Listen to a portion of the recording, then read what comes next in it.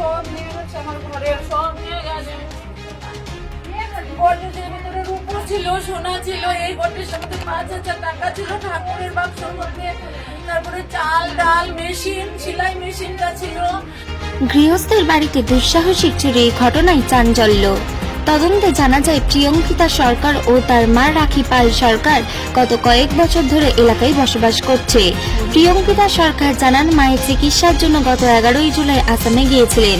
এরপর 28 জুলাই বাড়ি ফিরে দেখেন ঠাকুরের বিগ্রহ, গহনা, বাসনপত্র সহ অন্যান্য জিনিসপত্র, ঘরের মূল্যবান সামগ্রী চুরি হয়ে গেছে। রাখি পাল জানান, এর আগেও একাধিকবার বাড়ি ফাঁকা রেখে বিভিন্ন সময়ে গিয়েছি, কিন্তু এমন কখনো হয়নি।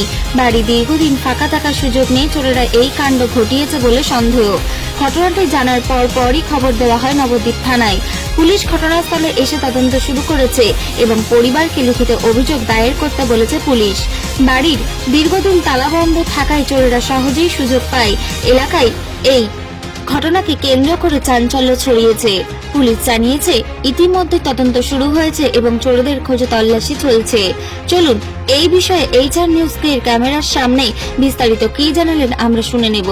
নবদ্বীপ থেকে ব্যুরো রিপোর্ট, HR নিউজ 24। এটা আপনার নাম কি? আমার নাম রাখি পাল সরকার। এটা কোন জায়গা?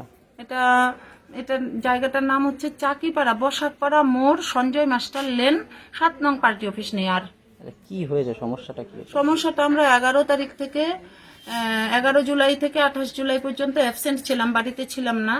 তার মানে আমি আসামে ট্রিটমেন্টের জন্য গেছিলাম। কিছুদিন আগে হায়দ্রাবাদ গেছি, সুস্থ হইনি। এসে দেখলাম এরকম ঘর দুয়ারের পরিস্থিতি, সব মানে দরজা ওই দিক দিয়ে পিছন দিক দিয়ে দরজাটা পুরো হাঁ করে খোলা আর উলট পালট।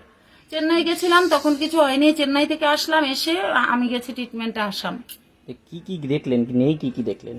দেখলাম এখন সব আলমারি টালমারি ভাঙা খোলা, তো তাই অনুভব করছি যে সোনা এতগুলো রূপোর গয়না ছিল, মোটামুটি 30-এর উপরে হবে, 30,000 টাকার উপরে হবে গয়নাগুলো, আন্দাজ করছি আর কি। কারণ আমি কিছুদিন আগে আরেক জোড়া পায়েল সোনার জিনিস ছিল, কিছু কানের দুল 3-4 জোড়া, আংটি ছিল, গলার লকেট ছিল সোনার 2টো, একটা চেন ছিল, আর হচ্ছে ঠাকুরের গয়নাগাটি পরানো ছিল, কানের ছিল, গলার ছিল, তারপরে লকেট ছিল ঠাকুরের এতগুলো রূপোর। মোটামুটি কত টাকার সোনা দানা? আমি আন্দাজ করতে পারছি না দাদা, কমেও সোনার জিনিসগুলো তো এখনকার দিনে তো 10 গ্রামের দামই 10। আনুমানিক কত টাকা? আনুমানিক আমার মনে হচ্ছে 2 লাখের উপরে হবে। নগদ টাকা কিছু ছিল? নগদ টাকা ছিল 5,000 ঠাকুর ঘরে, ঠাকুরের অ্যাকাউন্টে, ঠাকুরের একটা কৌটোতে 5,000 টাকা। পুলিশকে জানিয়েছিলেন? পুলিশকে ভোরবেলা এসে জানিয়েছিলাম, গিয়েছিলাম থানায়। পুলিশ এসেছিল সকাল 10টায়। কি বললো পুলিশ? পুলিশ বলল, আপনারা এগুলো গুছিয়ে তারপরে করেন, আপনারা কি আছে কি নাই ঘরে দেখেন, খুঁজে তারপরে একটা রিপোর্ট করে দিয়ে আসেন। কারো উপর সন্দেহ বা কিছু? আমি এখানে নতুন এসেছি, আমি কার উপর সন্দেহ করবো দাদা? ক বছর ধরে এখানে বসবাস করছেন? এখানে মোটামুটি 2টো রাশ গেছে, 3-4 বছর হলো। আপনার নাম? আমার নাম রাখি পাল সরকার।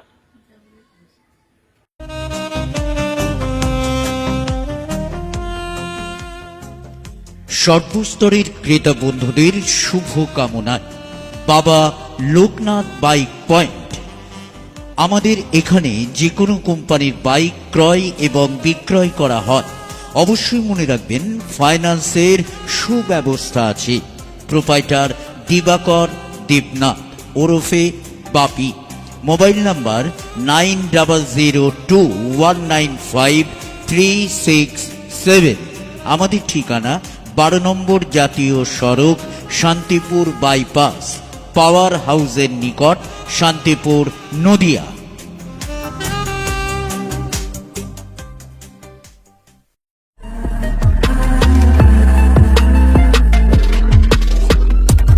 নমস্কার, আপনারা দেখছেন HR নিউজ 24, সত্যের লক্ষ্যে মানুষের পাশে।